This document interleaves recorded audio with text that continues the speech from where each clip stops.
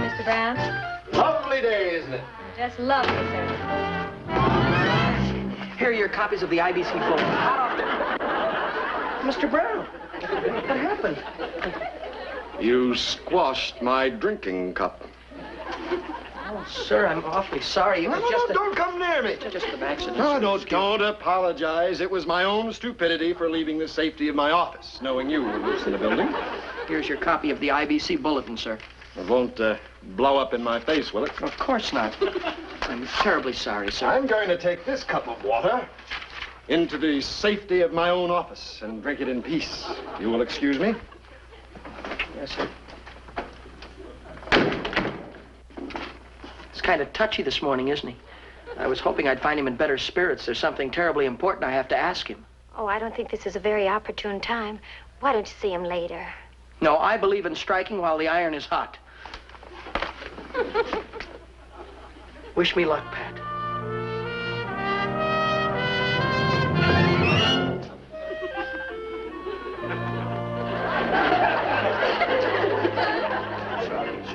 One thing I must say for you, you're persistent. Well, I didn't know that you were standing. Let's face it, the world just isn't big enough for the both of us. Oh, I did so want to impress you today. I didn't want to do anything wrong. Today? What's so important about today?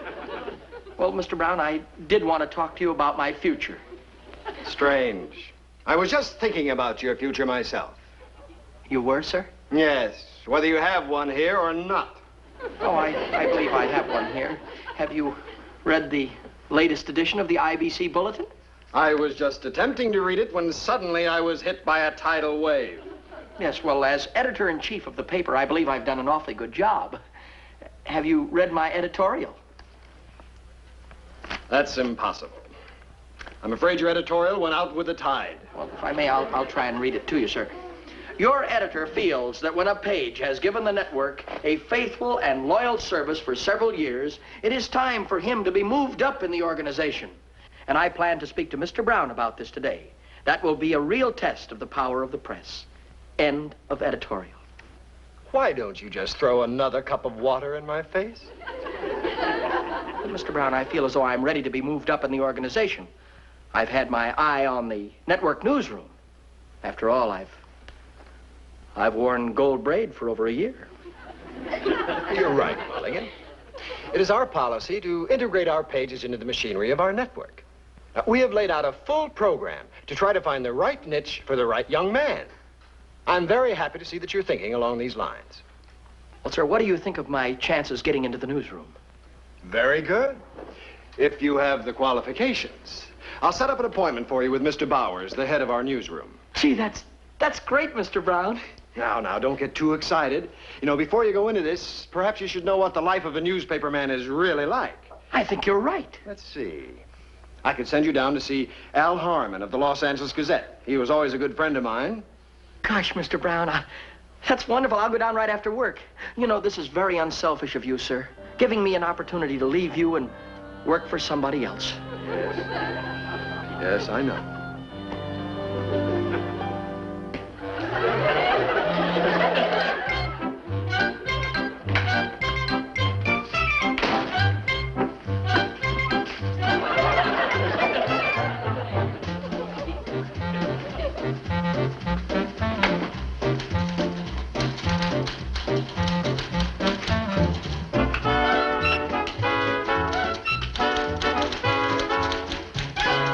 Pardon me, sir, but is this the news? Ow!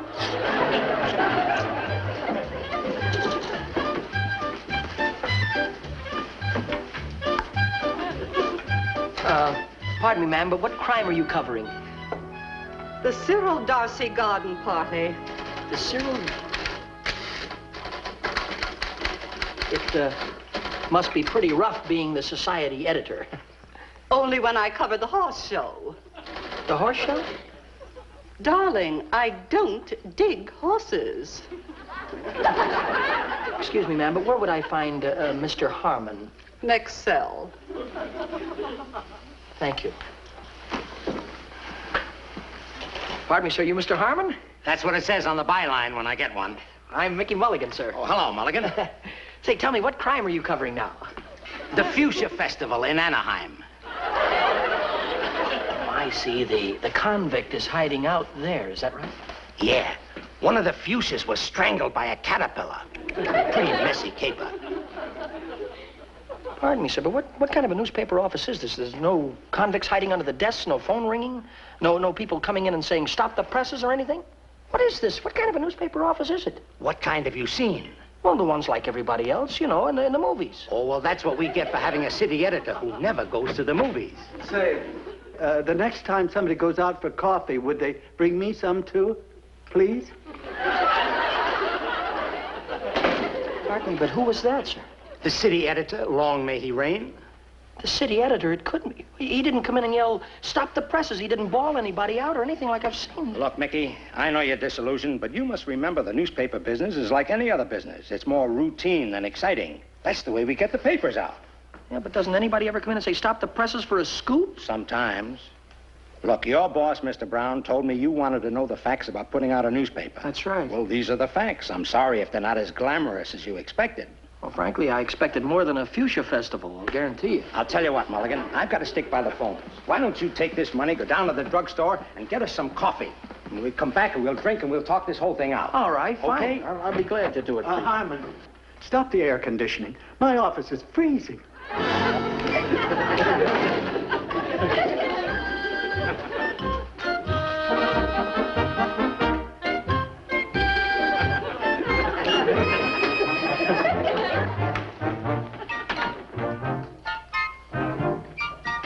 Say, Harmon, let's kill this story on the missing millionaire. It's old stuff. Well, the wire service handled it. They had a couple of tips that Wentworth was seen in the East. Yeah, and last week they had a tip he was seen boarding a bus in Omaha.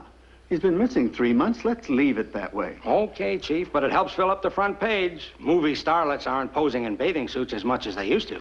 Well, we'll print the weather report in larger type and quote another flying saucer story.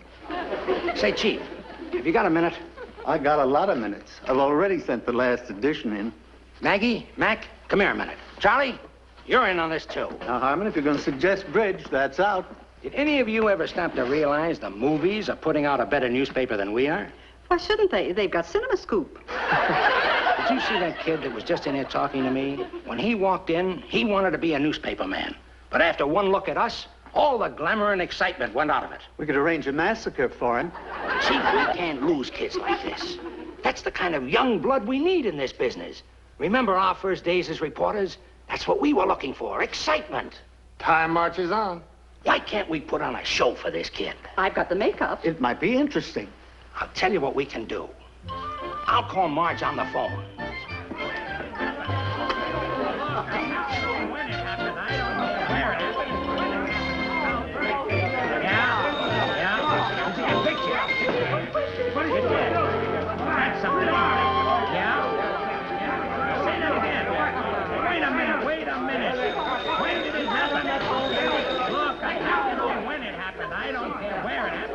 Who pushed her in the pool? Why? No! Oh, it's a pity that I can't print it. Wait a minute. Give me that again. When? Where? All the footprints were stolen from Grauman's Chinese Theater? What a scoop! You want to report a murder? Trunk murder? Sorry, we've already got one of those. Now give me the details about the footprints. Yeah, I got it. Which ones were stolen? Yeah? Who else? Look, call me back later and give me the details. Excuse me, sir, but who is that underneath the desk? Nobody, just an escaped convict. I'm hiding him under there until I can get an exclusive interview out of him before turning him over to the police. An escaped convict? Gosh, now this place is really beginning to look like a newspaper office. Pardon me, sir. Would you care for some coffee? Thanks, kid. Say, tell me, how did you escape? Well, you see, I was working in a laundry. In a laundry? Say no more. You fashioned a gun out of soap, right? Mickey! Please don't pester my escaped convict. They're very hard to come by. I'm sorry. I'm sorry, sir. Stop the presses! Stop the presses! Kill the front page. A flying saucer just landed on the city hall. A flying saucer. Gosh, maybe it's an invasion from Mars. I don't know. Maybe this is Mars calling now. Gazette, Harmon, you want to confess? To what? A poison dart murder? Well, go ahead. Shoot. This phone is ringing. Shall I take it? Thank you. What time did it happen? Hello, Mulligan Gazette. Hello. Oh. Hello, Mulligan Gazette. What? Hang on just a minute. I think I've got a confession. Now, what was that again? Slowly now. That's right. Give me the address, please, now. 327 South Granite. Aha. I got it. Dining room, bedroom, and bath. Dining room, bedroom, bath. Which room was the murder committed in, sir? You want to rent an apartment? You're pretty cold-blooded. You commit a murder, and then you want to rent an apartment. Hello? Hello? Hello? Hung up on me.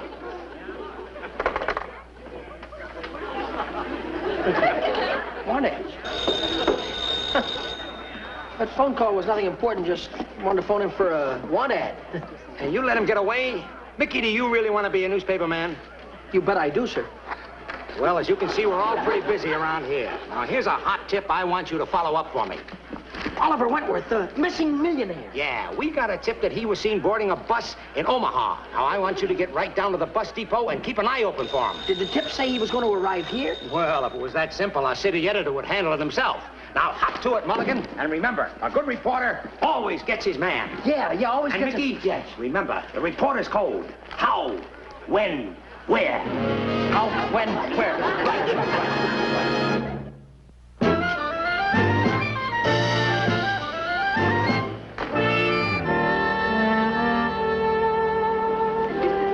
Pardon me, sir, but my friend and I would like to know, are you by any chance Mr. Oliver Wentworth, missing millionaire?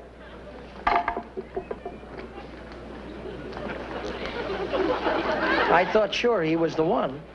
You know, I hate to be a killjoy, but this is a phony tip if you ask me. Somebody must have been playing a trick on that reporter friend of yours.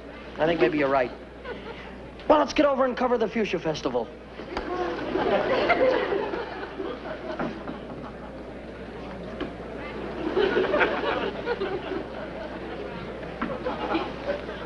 Oh, excuse me, gentlemen. Could you tell me where the phones are? Yeah, they're right around the corner there. Oh, thank you. Oh, I wonder if I could impose on you for one more favor. Would you mind keeping an eye on my suitcase while I phone? Oh, well, we can't... No, not at all. I'd be very happy to, sir. Thank you. I'll be right back. That's quite all right. Now, what did you want to go and do that What do you for? mean, Now, what we'll I- never get out of here. Haven't you ever heard of courtesy? A little courtesy, after all. Who would want to steal a grip like... Yeah, but... Wow! This guy doesn't believe in traveler's checks. $1,200 bills. We found him. We found him. We found him. Close it up. Here he comes again. Close it. We found him. Close it up. Found him. He coming. We found him. Oh, thank you, gentlemen. That was very kind of you. Did you make your phone call? No, I didn't have any money. Oh, come now. Look, let's lay our cards on the table, sir. You see, we're reporters from the IBC Bulletin. You're Mr. Oliver Wentworth now, aren't you? I don't know. I don't know who I am. Well, pardon me, but why have you got all of that money in the suitcase? I don't know. I've had it for weeks.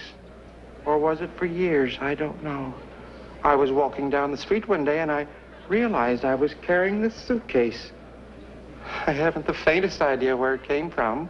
Must go to a lot of quiz shows. That's all I can say. I'm not sure it's mine. That's why I've never spent it.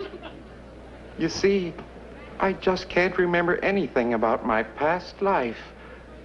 I have complete amnesia. Pardon me, Mr. Wentworth. Yes? I don't mean to be presumptuous, but where are you planning on staying this evening? I don't know. When I came in here, I started to make a phone call, and then I couldn't remember who I wanted to call. It's quite all right, quite all right. You're welcome to stay at my place. Oh, that's very kind of you, sir. I hope I won't be any bother. You'll be no bother at all, I assure you. Hey, Mick, I'm getting that feeling again. What feeling is that? That you're biting off more than we can chew. Come on, let's go, shall we? That's right, Fred. Oh, just a moment, please. Thank you, sir. It's quite all right. Michael? Michael, it's time to get up. Michael, you'll be late for work.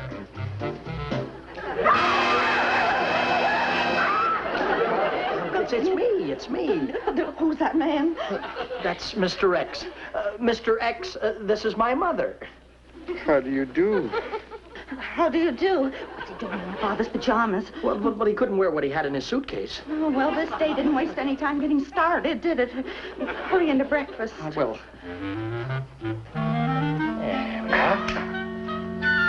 It was a delicious breakfast, Mrs. Mulligan. Thank you, Mr. X. Oh, are you sure Mr. Mulligan won't object to me smoking one of his cigars? Oh, no, it's quite all right. You see, Pop smokes a pipe, and he has the cigars for his guests. Oh, will Mr. Mulligan be having breakfast with us? I'm afraid he's going to be a little bit late. You see, he was the last in the shower. I'm looking forward to meeting him. Yes, that should be interesting. Oh, I must have left my glasses in your car, Mickey. Excuse me one moment. I'll get them for you, sir. No, I'll get them. You finish your breakfast, Mickey. Well, Thank you. I hate leaving him alone out there. Michael, I want to ask you a few pertinent questions about this Mr. X of yours. But I told you all there was to understand. I found him alone in a bus depot. When I got home, you and Pop were asleep, so I let him stay in my room. You did tell Pop about it, didn't you? Well, no. I didn't want to shock him before he had his breakfast, and I couldn't figure out a way to make it sound like idle chit-chat. I just hope he understands, that's all. We used up all the hot water. There's always enough for 3 showers. Well, unfortunately, this morning you were the 4th. Please, Nell, no jokes till after breakfast. Pop, there's something I'd like to explain to you if I'm... Just a minute, Michael. Oh, I'm awake, all right. That rules out the nightmare theory. Oh, you must be Mr. Mulligan. Good morning. All righty. What bill did we forget to pay? Pop, this is Mr. X. Oh, Mr. X, of course. Yeah. The 3rd shower. The 3rd shower. Yeah. You know, sometimes I feel like a 5th wheel around here. Yeah, well, Pop, we've got to be going. Get down to the studio, you know. Mr. X here has to be kept a secret just for now. You'll understand later when you read the special edition of the IBC Bulletin. Goodbye, Mom. Goodbye, dear. Thank you, Mr. X. Thank you, Mr. and Mrs. Mulligan. All right, Nell, I'm ready. What's this Mr. X hocus-pocus stuff about? Well, Michael's being awfully mysterious about it all, but I think I figured out what it is. Mr. X is one of those secret contestants in an audience participation show down at the network, and Michael had to keep him hidden overnight until the show goes on the air. Well, I hope if he wins the giant jackpot, he remembers he owes me a cigar. How about some breakfast? Oh, I only made enough for 3. Looks like you finished out of the money again. Coffee, sir? Thank you, Nell.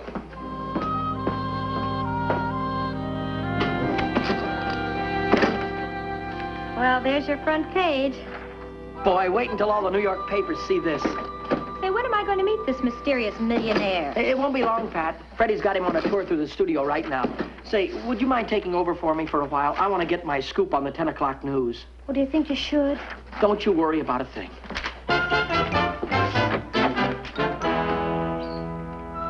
And now a word about the weather. The forecast is that the sun will rise at 6:25 and the smog will rise at 6:33. That gives us exactly 8 minutes to enjoy the sunshine. More news in a moment, but first, here's someone you all know telling you something you'll be glad to know.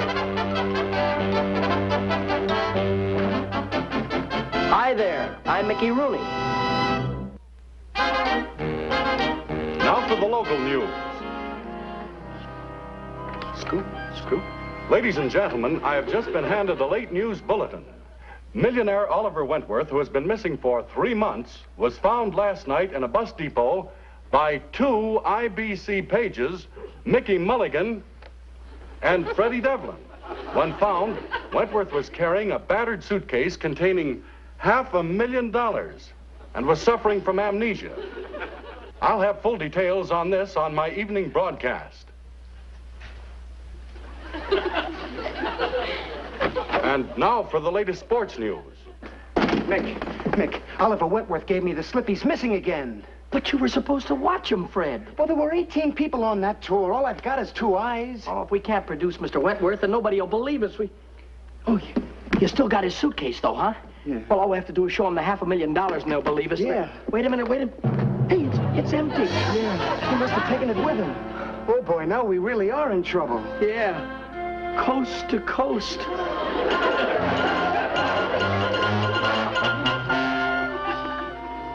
Well, believe it or not, we were in Mr. Brown's office for over an hour trying to convince him it wasn't a hoax, but we had no proof.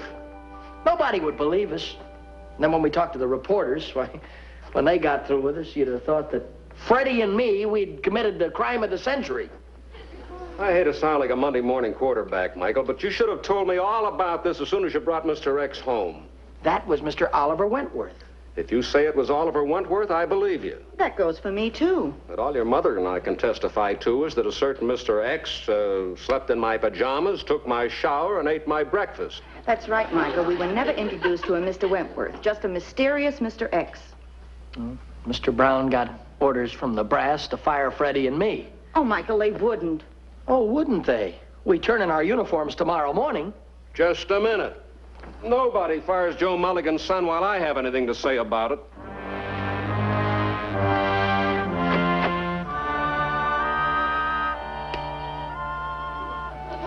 Gentlemen, I want you to understand that this is not my doing. The heads of the network feel that our organization has been publicly embarrassed, and that therefore you must be discharged.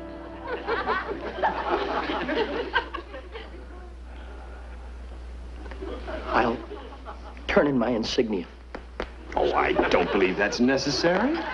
My aiguillette? Now, just a minute. This is not a court-martial. Here's my pass key, sir. Yes, I'll give you my pass key and my parking pass, Mr. No, Brown. stop that, fellas. Let's forget the dramatics. You don't have to try to make me feel bad about you being fired. I feel bad enough already. Come in. Oh, Charles. Sorry I'm late. I got tied up with a feature story. Thank heavens you got here, Al. We've just been having an amateur production of the Cane Mutiny. Mickey, Freddy, I feel partly responsible for you fellas losing your jobs. After all, I sent you on that wild goose chase. That was no goose chase, sir. All right, all right. Anyway, I've arranged for you fellas to go to work for the Gazette. The Gazette? You mean after the way we messed up that big scoop, you still want us to become newspaper men? Why not? As my old city editor used to say, good newspaper men aren't born, they're driven to it. I suppose we'll have to start by covering the Fuchsia Festival? Not quite that high up. You'll start at the circulation department. And remember, no more imaginary millionaires. Oh, just a minute, sir. We really did... They've convinced me, Fred. There was no such person as Oliver Wentworth. We just imagined it. Oh, I'll buy that. We just imagined it. Come in. Pop! Mr. Brown, may I interrupt your firing my son and Freddy long enough to introduce you to Mr. Oliver Wentworth? You're Wentworth? Yes, I'm sure of that now, thanks to Mickey and Freddy. I've spent the last day tracking down my past, and now I know who I am. Pop, where did you find Mr. Wentworth? He came back to the house to thank you for what you'd done and to pick up the $500,000 he took out of the suitcase and hid under your mattress. Under the mattress? No wonder I didn't sleep so well last night. Boys, it looks like we owe you an apology. I'm sure your old jobs are waiting for you if you want them back. Hello, Gazette. Give me the copy desk, quick. Mac, Harmon, stop the presses. The missing millionaire, Oliver Wentworth, has just shown up and substantiated the story of Mickey Mulligan and Freddy Devlin, who found him in the bus depot night before last. It was no hoax. And don't forget, the International Broadcasting Company got that scoop on the air first. You got that, Mac? Okay. Oh, Mac, I want the byline to read, Mickey Mulligan and Freddy Devlin. To the tailors. To the tailors. Mickey Rooney will be back in just a moment. And now a word from next week's sponsor.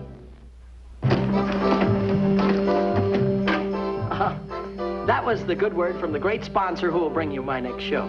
Be with us then, won't you, friends?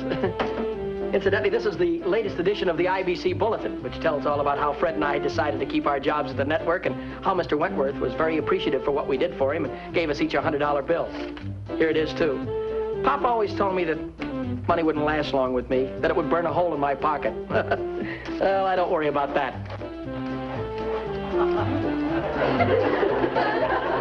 French.